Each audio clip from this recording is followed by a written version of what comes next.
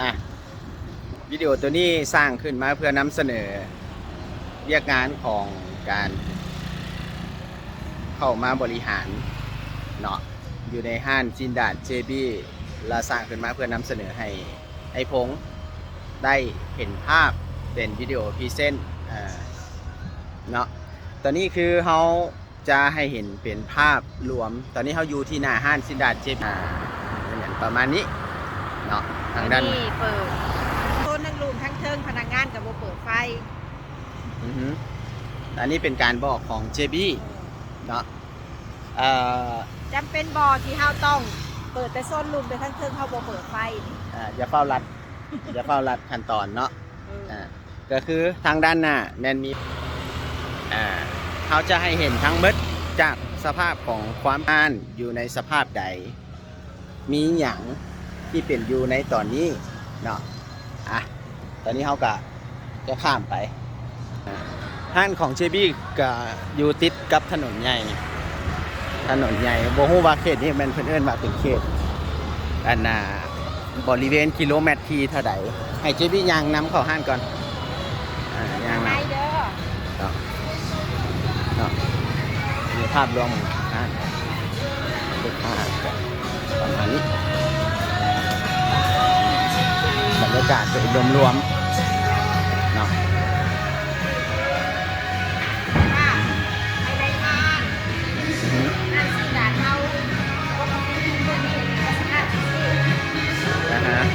อันนี้มันเป็น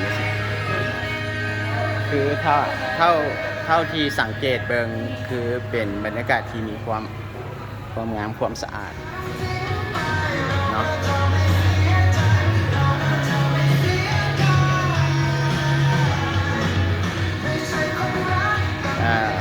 ขอย้อนกลับไปน้อยหนึ่งภาพรวมด้านนอกมันเป็นอย่างนี้ครับ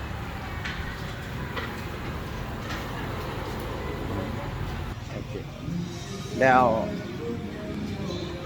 อันนี้เป็นทางด้านห้องซันลุมโอเคอาจจะพี่น้ำก่อนงานที่ลูกไปทางหลังเกิดปัจจุบันมันเป็นอย่างนี้เคาน์เตอร์บอลเห็ดเรียก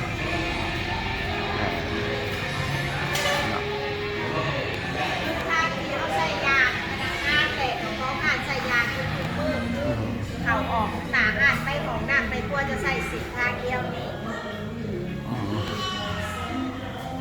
หมายก็ว่าตัวนี้เลยนะยังกับแบบนี้สิ่งนี้เนาะ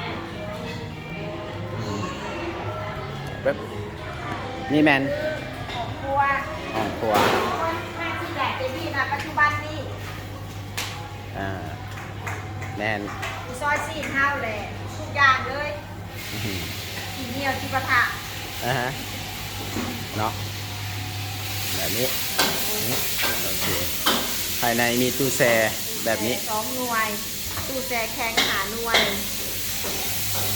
หากการจัดการเครื่องกันประมาณนี้คือบ่มีคนเป็นระเบียบเรียบร้อยทอดปลาเนาะให้สังเกตที่ทรงผมเป็นลักของพนักงาน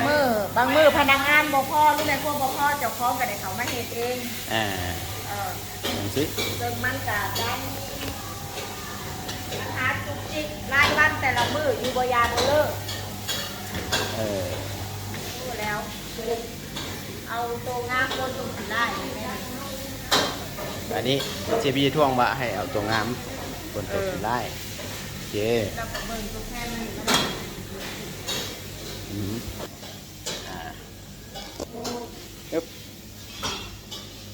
สวัสดีฮะซีเบิงอันนี้คือบอลเก็บวัตถุดิบภาพรวมคือเป็นอย่างนี้เนาะตู้แช่ปึ๊บนี่คือการจัดวางเนาะโอเค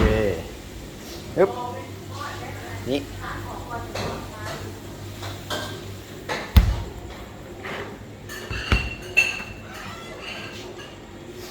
หน่วยที่3 เนาะเอ๊บ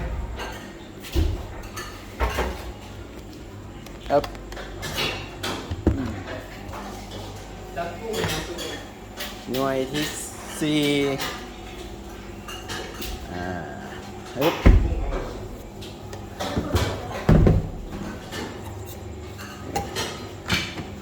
หน่วยที่ห้าเนาะอันนี้แมนซิ่งนี่ลักษณะนี้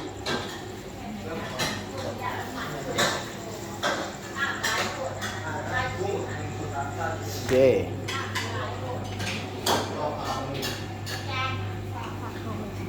ครับ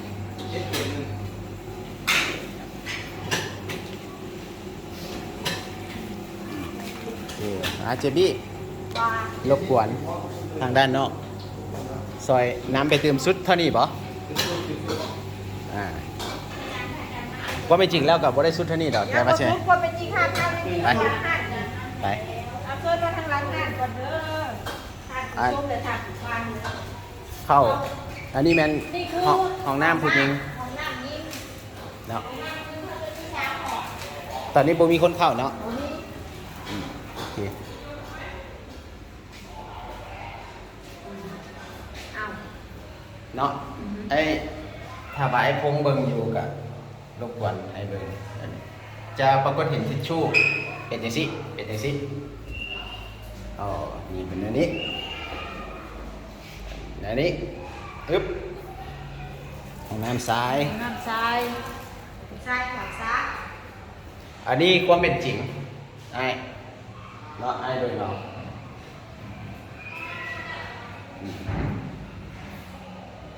สภาพมันเป็นอย่างนี้เลย คือตามที่เห็น แล้วด้านหลังอยู่ขวา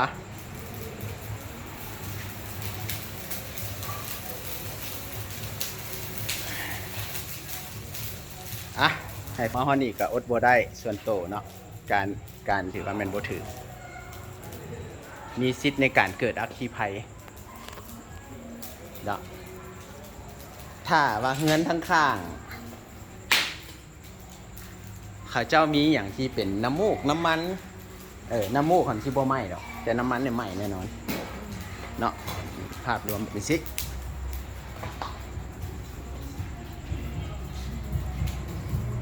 อันนี้แมนทางด้านข้าง ด้านข้างเบื้องห้านติ๊ก เรื่องห้านปาติ้ง ด้านข้างเบื้องเดวันไนท์ ฮึบ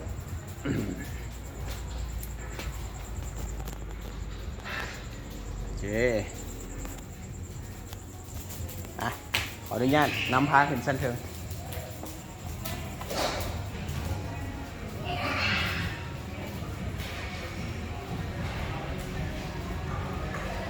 เดี๋ยวดีอย่างก่อน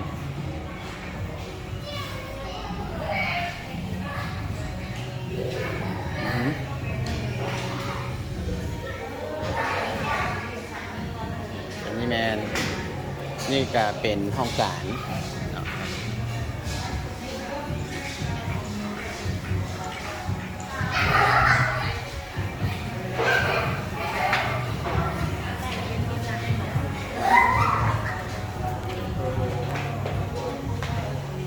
ด้านเบื้องห้างส่งนี่จ้ะที่บริเวณหน้าตัวมีการปรับปรุง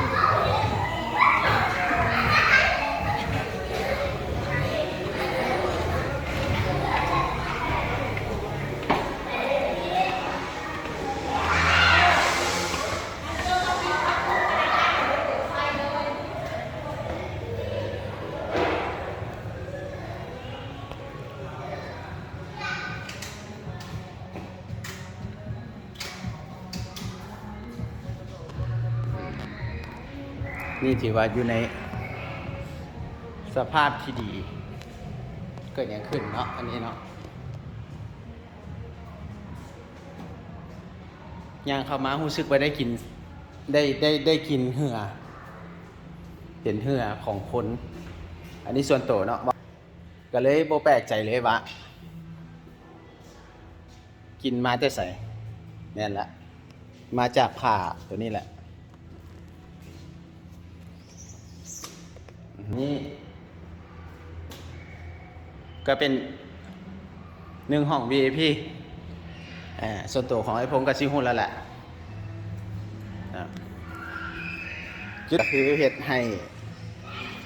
ได้เข้าใจโครงการว่าสภาพรวมตอนนี้อยู่ในห้างนี่มันเป็นไงสิเนาะอันนี้เป็น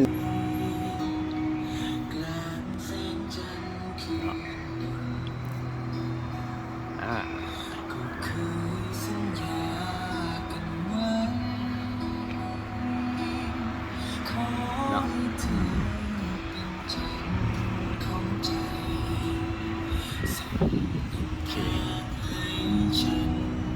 สั้นเทิงมีห้องน้ำ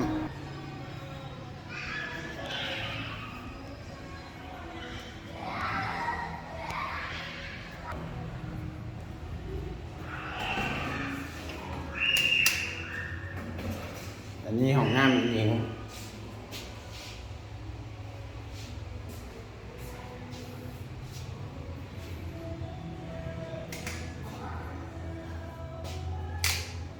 ห้องน้ำซ้าย